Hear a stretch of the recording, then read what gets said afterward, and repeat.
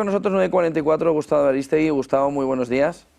Muy buenos días. Bueno, parece que los peores o las peores pesadillas europeas se van cumpliendo una detrás de otra, sobre todo después de la conferencia de Múnich, de las palabras de J. Vance, de las palabras de Kellogg.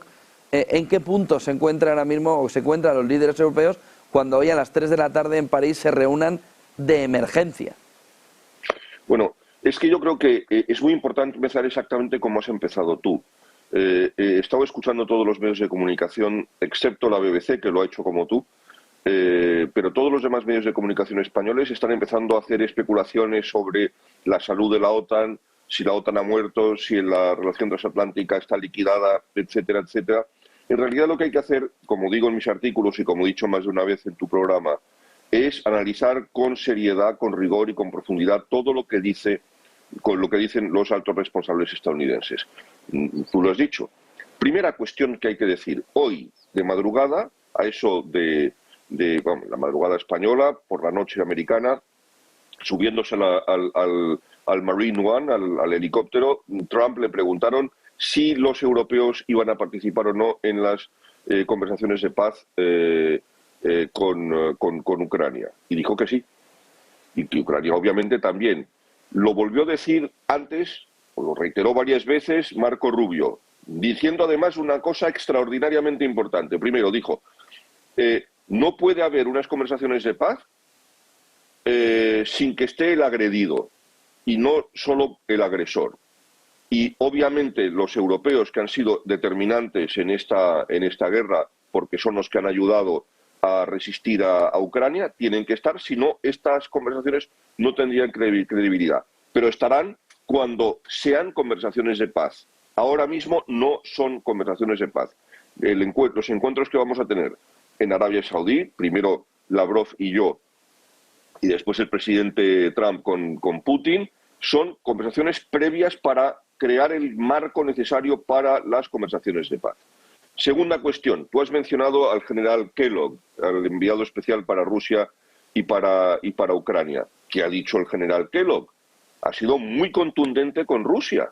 Kellogg ha dicho, Rusia tendrá que hacer concesiones territoriales.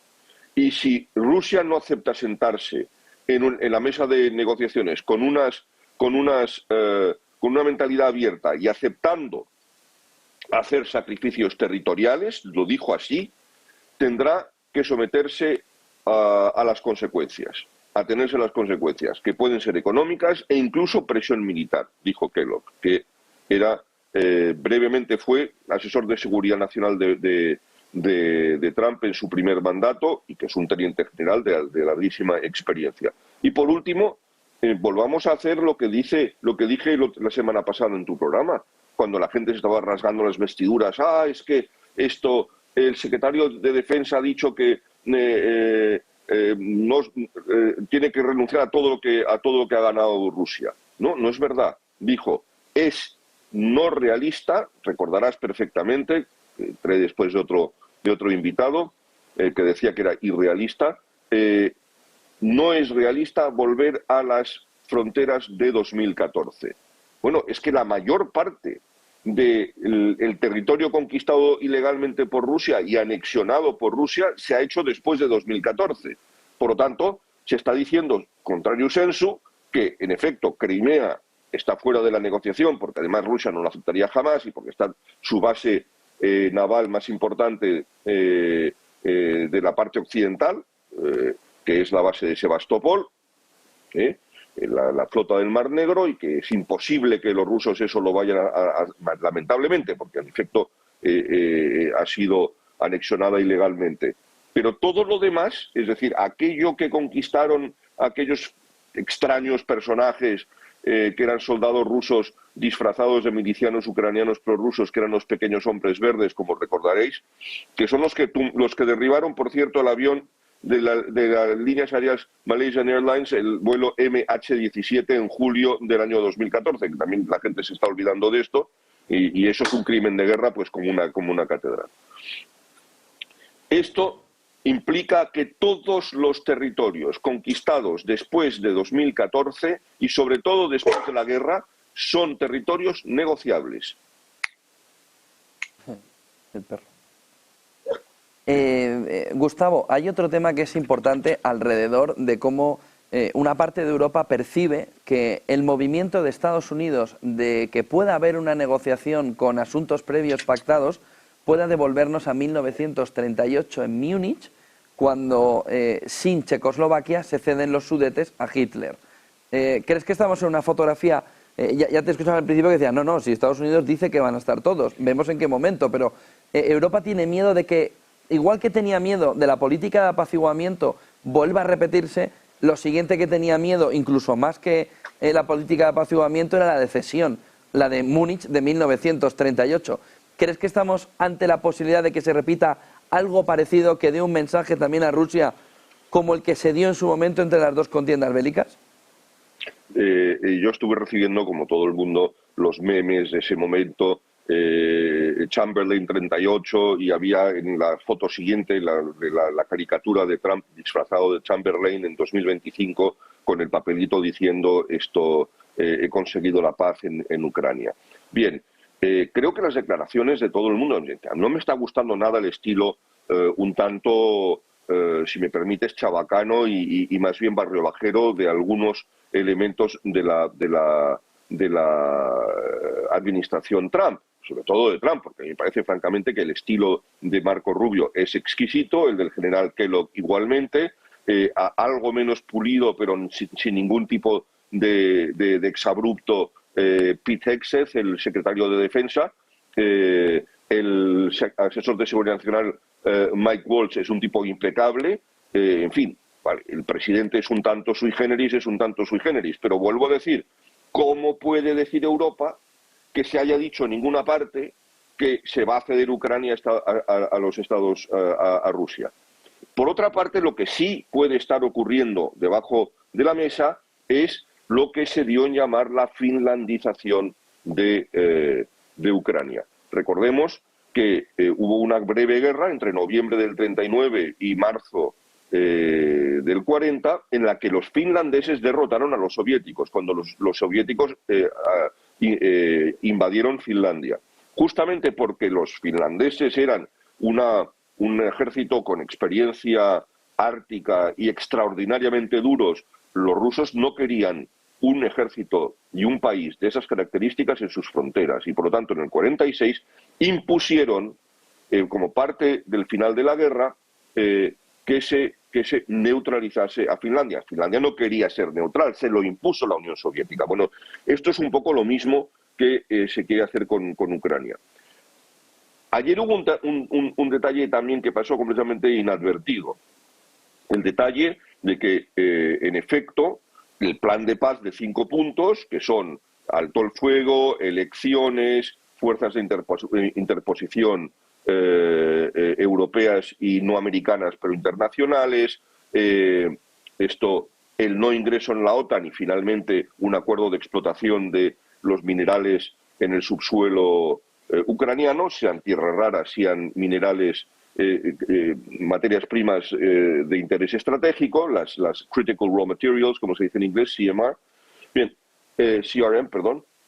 Esto, justamente lo que pasó completamente inadvertido es que, en efecto, Estados Unidos puede imponer el veto al ingreso de Ucrania en la OTAN. Sí, es como todos los Estados miembros, acordémonos del episodio ridículo de Turquía cuando quería apretarle a la OTAN y a los aliados con el tema de los kurdos, vetando el ingreso de Finlandia y de Suecia, primero, y lo hizo en dos partes, primero Finlandia lo permitió y después Suecia. Bueno, cualquier Estado miembro de la OTAN puede vetar el ingreso de un nuevo Estado miembro. Estados Unidos no lo va a permitir, seguramente, porque considera que no es oportuno, que no es realista, ya lo han dicho por activa y por pasiva.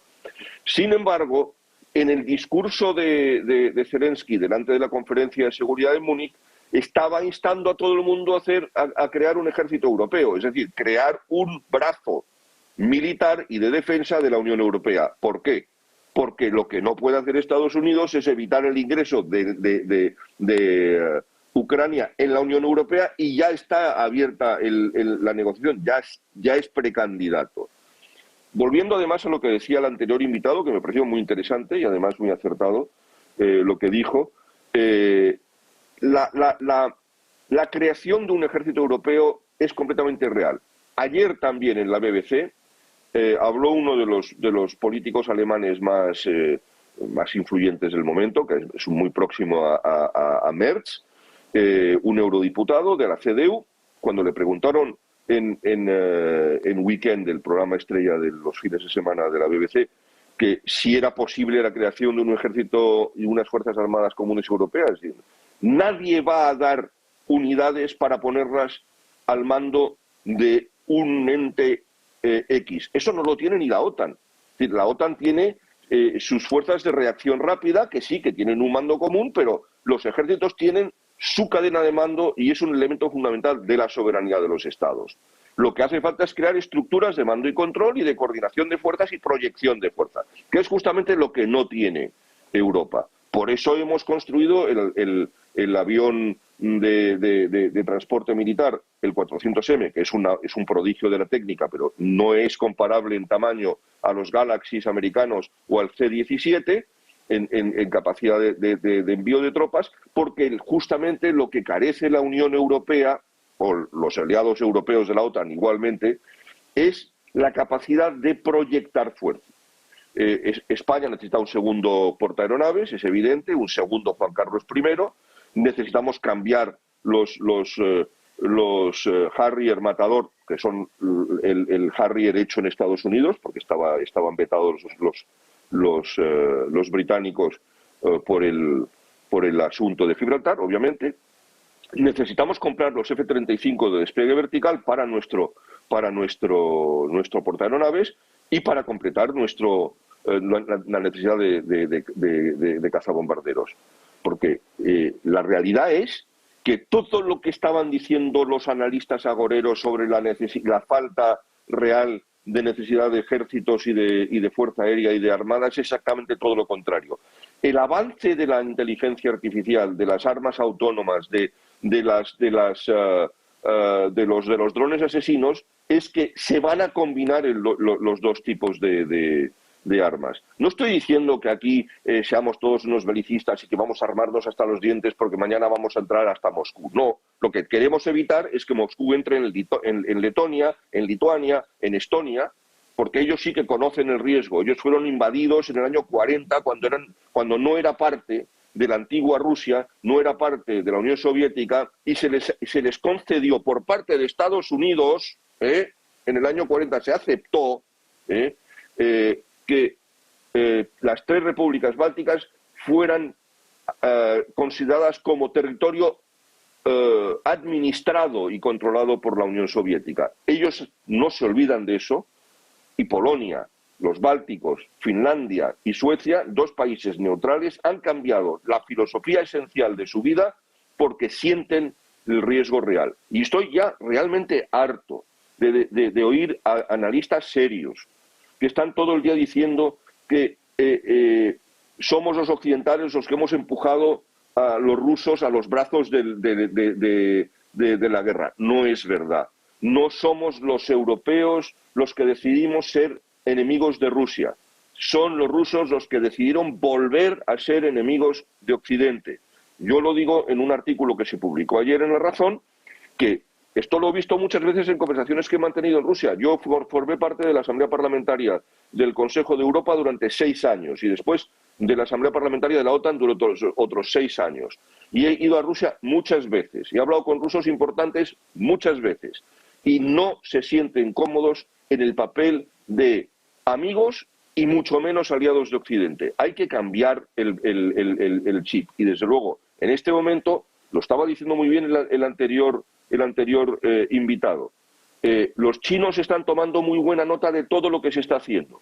Y aquí hay que hacer menos rasgarse las vestiduras en la conferencia de París, hay que coordinar las posiciones europeas. Ya ha dicho el primer ministro británico, es un gran acierto haberle invitado a París, por cierto, ya ha dicho el primer ministro británico, que no ha sido un dirigente especialmente brillante hasta ahora, pero bueno, por lo menos en esto ha acertado, ha dicho claramente que está dispuesta el Reino Unido a enviar tropas de interposición británicas a Ucrania. Este es un primer paso muy importante, porque la fuerza armada más importante de los aliados europeos de la OTAN, con permiso de Francia, es el Reino Unido. Y si el Reino Unido dice esto, que además es un aliado tradicional muy importante de Estados Unidos, relación especial, es un paso en la dirección correcta. Y no olvidemos más, que lo que quiere hacer Estados Unidos es controlar lo que está ocurriendo en el Extremo Oriente. Estados Unidos está viendo con enorme preocupación el avance agresivo, expansivo, imparable de China, que hemos analizado en este programa en más de una ocasión contigo. Hemos visto los puntos de estrangulamiento de la economía china y cómo China está tratando de romper esos puntos de estrangulamiento a través de la toma de Taiwán, seguramente. No sé si esto es inminente o será dentro de 20 años, pero está en los planes de Xi Jinping. Él lo quiere hacer durante su mandato, lamentablemente eso lo vamos a ver. Y como ellos temen que Occidente puede estrangular su economía a través del bloqueo del estrecho de Malaca, ellos quieren hacer lo propio con los estrechos de Hormuz, el estrecho de Bab el-Mandeb, que es el que da acceso al Mar Rojo, que da acceso al Canal de Suez. El estrecho de Hormuz, obviamente, con sus amigos los iraníes, es muy fácil de cerrar. Y al mismo tiempo, el control del Canal de Panamá, como ha denunciado Marco Rubio en sus sesiones de confirmación del Senado. Esta es la película general y esto es lo que los europeos tenemos que tener. En vez de decir, ah, Dios mío, se acabó la OTAN, ah, Dios mío, en fin. Entre la extrema izquierda, que está feliz porque dice que se ha acabado la OTAN, y la extrema derecha, que dice que Putin es el campeón mundial de la Europa blanca, estamos aviados. Lo que tenemos que hacer es ser, por fin, unos aliados serios, ser capaces de ser parte de la solución y no parte del problema. Esto lo dijo un analista norteamericano visionario en los años 90, ya murió, que además había sido secretario de Estado adjunto para Europa Occidental, mi buen amigo Ron Asmus, que sin embargo se equivocó en el tema de la ampliación de la OTAN, me temo, y de la Unión Europea. Pero él dijo que Europa, lamentablemente, se sentía más cómoda siendo el centro del problema, es decir, la posible víctima de una invasión soviética y donde iba a ocurrir de nuevo la Tercera Guerra Mundial, y tenía que acostumbrarse a convertirse en parte de la solución. Ahí me quedo. Solo una cuestión más, Gustavo. ¿Puede Europa económicamente afrontar ese ejército único? Es decir, y si puede, ¿qué tiene que quitar para que cuadre el Lego de los presupuestos europeos? El dinero no es infinito, ¿o cómo lo quiere hacer?